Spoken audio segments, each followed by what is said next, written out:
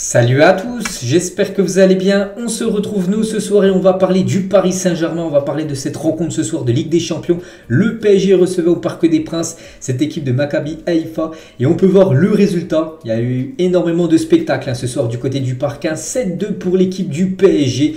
Donc incroyable, bien sûr c'est un résultat. Voilà, quand tu as inscrit 7 buts dans le match, c'est que ça a été un match complètement fou. Donc c'est parti pour les buteurs. Donc Léo Messi, doublé Mbappé, doublé Neymar, un but. Carlos Soler, un but et un but contre son camp. Donc voilà, une soirée quasiment parfaite pour le Paris Saint-Germain. Pourquoi quasiment? Parce que le PSG a pris quand même 2 buts. Voilà, ces 2 buts font tâche pour cette équipe parisienne. Mais bon, globalement, ça a été bien sûr une victoire avec la manière, malgré quand même que cette équipe de Maccabi Haïfa a quand même gêné cette équipe du PSG en début de match avec un pressing très haut. Le PSG, les gars, a été très efficace ce soir, il n'y a rien à dire. Un petit coup d'œil les gars au stade vraiment pour vous montrer que le PSG, je crois que c'est la première fois qu'ils ont des stades comme ça d'être aussi efficaces.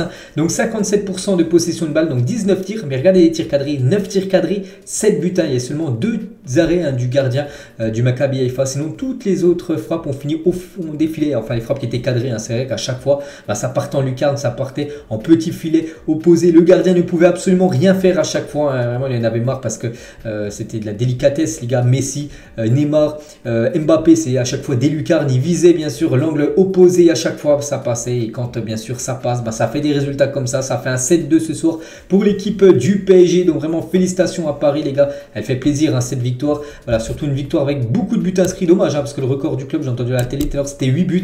Donc ils avaient déjà gagné je crois 7-1 contre le Celtic Glasgow. Donc là 7-2, c'est donc l'une des plus grosses victoires de l'histoire du Paris Saint-Germain en Coupe d'Europe.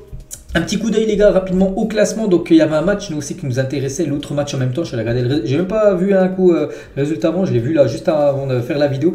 Donc j'ai vu que comment dire l'équipe du Benfica les gars s'est imposée du coup 4-3 contre la Juventus. Ça c'est pas un bon résultat pour le PSG. On préférait bien sûr soit un match nul, soit même une victoire de la Juventus. Bon bref voilà, les Portugais se sont imposés. Donc 4-3, donc le PSG en tête, le Benfica deuxième. Donc voilà, c'est officiel le PSG officiellement qualifié pour les huitièmes de finale. Après, est-ce que ça sera la première place que le PSG désire tant ou à cette deuxième place? N'oubliez pas que le PSG ira défier l'équipe de la Juventus Turin à Turin, alors que le Benfica ira défier l'équipe de Maccabi Haïfa en Israël. Donc aussi ça sera compliqué pour cette équipe de Maccabi Haïfa. Donc le PSG le sait, il va falloir s'imposer absolument du côté de Turin, voilà, pour avoir son destin entre ses mains. Sinon voilà, c'est un match nul ou pire une défaite. Tout dépendra en gros de l'autre match, parce que même le PSG peut perdre à la Juventus Turin. Et voilà, si Maccabi Haïfa s'impose contre le Benfica, donc le PSG sera quand même en tête, mais bon voilà, il va falloir s'imposer à Turin. Donc la semaine prochaine, donc voilà le classement, parce que comment dire, le PSG a une meilleure différence de but en gros que par rapport à cette équipe du Benfica. C'est pour ça qu'ils sont devant eux.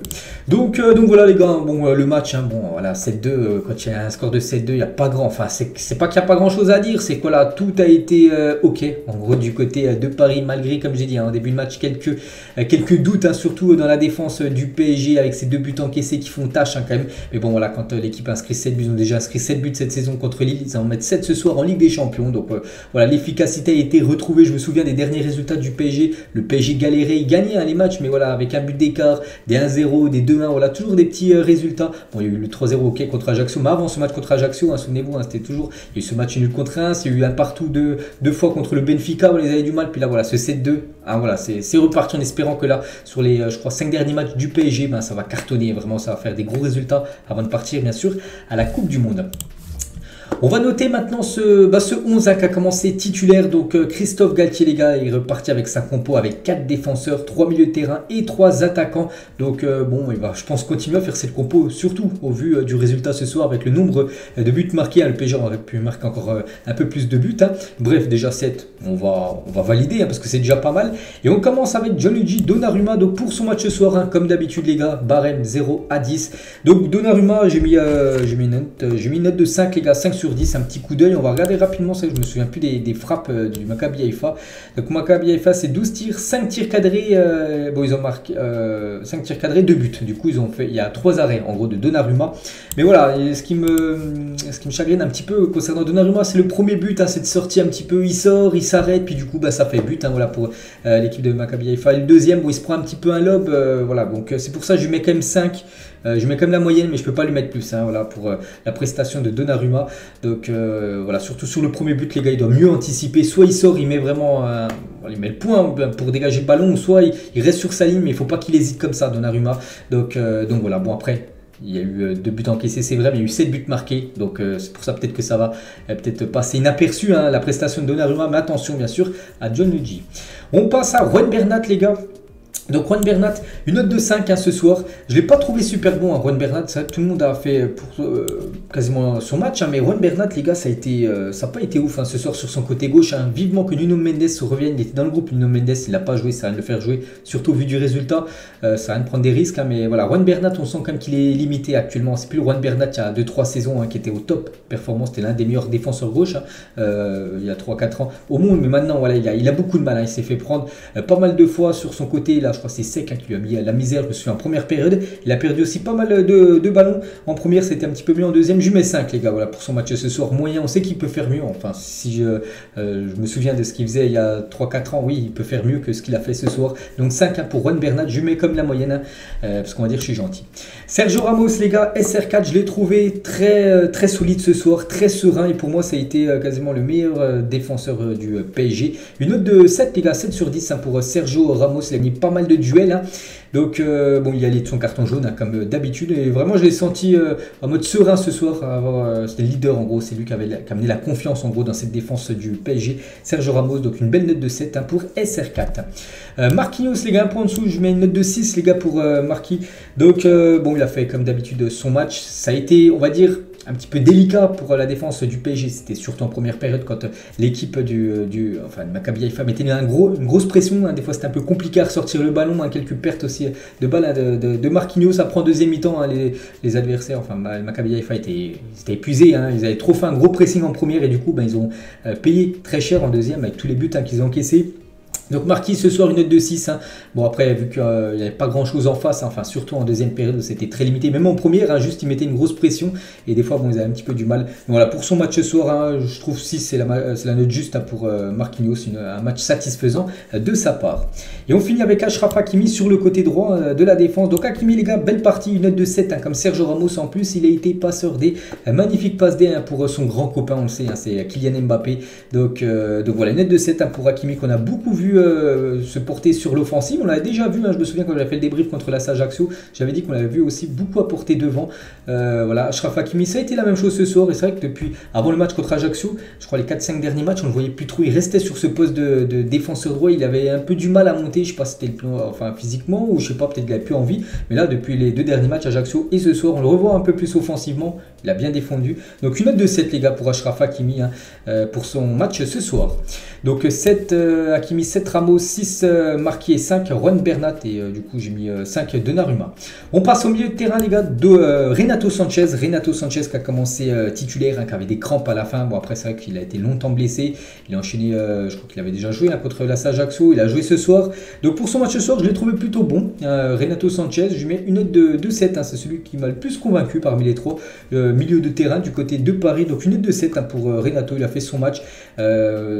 On voyait peu de Renato en ce début de saison, mais il l'a fait ce soir. Hein. Ce qui veut dire c'est qu'il a cassé, je me souviens hein, de quelques images de lui où il a cassé quelques lignes, il prenait le ballon et voilà, il a porté le ballon devant en cassant des lignes, en essayant de dribbler des joueurs. Il l'a fait quelques fois. Donc voilà, ça m'a plu. Hein. Renato Sanchez, il a amené sa puissance au milieu de terrain. Donc une note de 7. Bon après à la fin du match, il était cuit hein, bien sûr. C'est pour ça que ça a été l'un des premiers à sortir. Hein. C'est Carlos Soler qui l'a remplacé. Donc 7 hein, pour ses 65 minutes à peu près jouées ce soir. Fabien Ruiz les gars, Fabien Ruiz qui avait été très bon hein, contre l'équipe de la Ajaccio. Bon, il a fait quand même son match. Hein. Pour moi une note de 6 les gars, satisfaisant. Je peux pas non plus monter à 7. Hein. Je l'ai trouvé moins influent que lors des derniers matchs où il avait joué, où il était vraiment bon. Hein. Fabien Ruiz, donc 6 ça reste un match satisfaisant. On sait qu'il peut faire mieux, hein, bien sûr, mieux ce soir que voilà, par rapport à ce qu'il avait fait il y a quelques semaines. Hein. Donc voilà, 6 hein, pour Fabien Ruiz, hein, qui a un peu le même rendement qu'il a eu hein, sur ces 2 derniers matchs. Et lui aussi les gars, Vitinha, donc peut-être le premier match où bon il a quand même une belle note, hein, je mets la note de 6 les gars quand même pour Vitinha, mais voilà ce soir je trouve qu'il a perdu quand même pas mal de ballons, vraiment au duel à chaque fois il perdait les ballons. C'est vrai que les joueurs de Maccabi Haïfa c'était plutôt imposant et à chaque fois qu'il y avait un duel, à chaque fois il perdait le ballon, puis il a perdu aussi pas mal de balles les gars, des passes qu'il a rendues directement aux joueurs Maccabi Haïfa, hein, c'est vrai que pourtant on sait que c'est un joueur très propre, un joueur juste, hein, où vraiment à chaque fois il a un pourcentage de passes réussies très élevé, mais ce soir il a perdu pas mal de ballons pour Vitinha. Bon après voilà, ça a été quand même bien sûr un match correct, à une note de 6, mais voilà, il nous il a déjà montré mieux on va dire lors des derniers matchs, Vitinha, donc 6, bon rien de grave bien sûr, hein, vu qu'il y a la victoire, donc 6 Vitinha, 6 Fabian Ruiz et 7 Renato. Et on finit avec la triplette devant, donc que dire, hein, sur le trio, on va commencer, bon j'en sais rien, on va commencer comme d'habitude de gauche à droite. On va commencer avec Kylian Mbappé les gars ce soir, donc gros match, hein, de Mbappé les gars, c'est 2 buts et une passe décisive, hein, pour Kylian, donc impliqué sur 3 buts sur les 7 buts inscrits. Donc Mbappé, j'allais directement sur sa note, une note de 9 les gars, 9 sur 10, hein, pour Kylian, exceptionnel son match ce soir. Donc il était dans tous les bons coups, il avait la finition en plus ce soir, hein, on sait que, souvenez-vous, hein, contre Ajaccio, souvenez-vous contre le Benfica, des frappes, où même on a pu voir pas mal d'images sur Twitter, hein, qui se moquaient de Mbappé avec sa précision un peu en carton, hein, vu qu'il n'avait pas du tout à cadrer, hein, ça passait des fois 30 mètres au-dessus des cages. Bah, ce soir, voilà, c'est parti en pleine lucarne les gars, les frappes, hein, de Kylian Mbappé, donc rien à dire, en plus passeur D, donc vraiment belle partie, hein, de Kylian. Il a beaucoup posé de soucis à cette défense, hein, lourde, hein, voilà, ils sont plutôt imposants, ils étaient lourds, hein, ils avançaient, hein, pas trop vite, hein, c'est pour ça que Kylian Mbappé s'est un petit peu amusé ce soir. Donc une note de 9 les gars, voilà pour le match de Kylian Mbappé ce soir. On va passer à Neymar les gars, donc Neymar, une note de 8 les gars, un point en moins par rapport à Kylian Mbappé, donc Neymar, un but à Neymar, poteau rentrant, et quasiment, je sais pas, parce que c'est lui en fait qui fait la passe pour le but contre son camp, hein, du genre du Maccabi Haïfa. Est-ce que ça compte comme une passe D? Ça je ne sais pas, parce que c'est lui en gros qui fait la passe, en gros il voulait faire une passe D à Léo Messi, du coup c'est le défenseur du Maccabi Haïfa qui la met contre son camp. Je sais pas si ça rentre en stat, hein, pour Neymar ou non, bref, donc il a été buteur, peut-être passeur D bien sûr, donc il a fait son match à Neymar, mais bon, il a fait bien sûr un match très correct, une note de 8, hein, les gars, pour Neymar, très bon match de sa part, donc voilà. En plus, il a pris ce carton jaune, hein, là, je me disais, mais pourquoi il parle à l'arbitre? Pourquoi sur la faute de Mbappé? Pourquoi? En fait, j'ai compris, voilà, que comme ça, bon, il sera suspendu contre la Juventus, mais il sera voilà, au moins sûr d'être là lors du 8e de finale, aller et retour. Enfin, s'il n'y a pas de blessure, on espère, hein. Donc voilà, c'était plutôt un carton jaune intelligent, hein, de Neymar. Donc voilà, donc une note de 8 les gars pour Neymar, hein, bien évidemment, un très bon match de sa part. Et Léo Messi les gars ce soir, quel match, hein, de la Pulga, donc une note de 9 les gars, Léo Messi, 2 buts, 2 passes décisives, donc il y en a peut-être qui vont se dire ouais pourquoi tu mets pas une note de 10 sur 10, hein, pour Léo Messi par exemple. Là j'ai noté le FC Barcelone sur ma chaîne Bisbis Barça, et j'ai mis 10 sur 10 les gars pour Dembélé qui avait fait 1 but et 3 passes D à l'heure du match de Liga, donc il a été décisif sur 4 buts. Dembélé là la même chose, Messi décisif sur 4 buts, mais je trouve que Messi, bon il a fait un match exceptionnel, mais il a perdu beaucoup de ballons Léo Messi, c'est juste pour ça les gars que dans son match, enfin je ne mets pas la note ultime de 10 sur 10, hein. Il y a encore un cran vraiment pour avoir la note ultime, il faut déjà faire, voilà, un match avec des énormes stats, donc 2 buts, 2 passes D, ça c'était ok, et dans le jeu aussi, hein, voir son influence, et voilà, le ballon perdu, les ballons touchés, tout ce qu'il a apporté, c'est vrai qu'il y a eu pas mal de ballons perdus comme de Léo Messi, c'est pour ça qu'il a 9, hein, quasiment 9,5, mais voilà, je ne peux pas mettre le 10 sur 10, c'est pas un match parfait en gros, hein, ça n'a pas été parfait Léo Messi, ça a été exceptionnel tout simplement. Donc ce soir, donc que dire, hein, sur Léo Messi, son but là qu'il a mis, le deuxième, c'est un but qui marquait souvent avant, hein, du côté du FC Barcelone, a marqué un ou deux, hein, du côté du PSG comme ça, magnifique, hein, quand il enroule comme ça, poté juste à côté du poteau, le gardien ne peut rien faire, hein, ça a été tout simplement sublime, hein, ce soir le match de Messi, en plus 2 passes D, donc voilà, il a déjà, je crois, des stats énormes, je crois qu'il est déjà plus de 10 buts et 10 passes D, hein, voilà, c'est le début de saison, je crois que c'est le premier dans 5 gros championnats déjà, ces stats, hein. Léo Messi les gars, donc ça sent la grosse saison de Léo Messi, et nous bien sûr, en tant que supporters du PSG, bon on prend les gars, voilà, Léo Messi, comme ça, donc 9 Mbappé, 9 Messi et 8 Neymar, hein, donc voilà, le trio, la MNM a survolé bien sûr cette défense du Maccabi Haïfa. Donc voilà les gars, toutes les notes. Donc pour moi les tops, bon il y en a beaucoup, hein. Il y a du Mbappé, il y a du Messi, il y a du Neymar en top, hein, les 3 attaquants. Et en flop, bon il n'y a pas non plus de flop, mais voilà, je mettrais comme Juan Bernat et peut-être Donnarumma. Pour moi les deux peut-être qui ont été un peu plus en dessous par rapport aux autres. Sinon voilà, tout le monde a fait son match, bien sûr une victoire 7-2. Il n'y a pas un joueur, voilà, qui on va dire passer à côté de sa rencontre. Donc voilà les gars, ce que j'avais à dire ce soir concernant ce PSG Maccabi Haïfa. J'espère que ça vous a plu. N'hésitez pas à mettre en commentaire ce que vous avez pensé du match, hein. Donc maintenant tout se jouera, ça sera mercredi prochain du côté de Turin. Il va falloir absolument prendre les 3 points Comme ça sûr, voilà, si le PSG s'impose sûr, hein, ils termineront premier, à part si bien sûr le Benfica gagne quand même contre Maccabi Haifa avec plus de 10 buts d'écart, hein, donc voilà, ce qui est possible, mais bon, peu probable. Bref, donc voilà les gars, ce sera la semaine prochaine le match enfin, contre la Juventus. Donc moi je vous laisse les gars, bonne journée à vous. Donc sur cette chaîne, hein, prochain débrief les gars, ça sera PSG 3, je crois que c'est à 17h samedi. Donc voilà, bonne journée à vous, enfin plutôt bonne soirée à vous et à plus tard.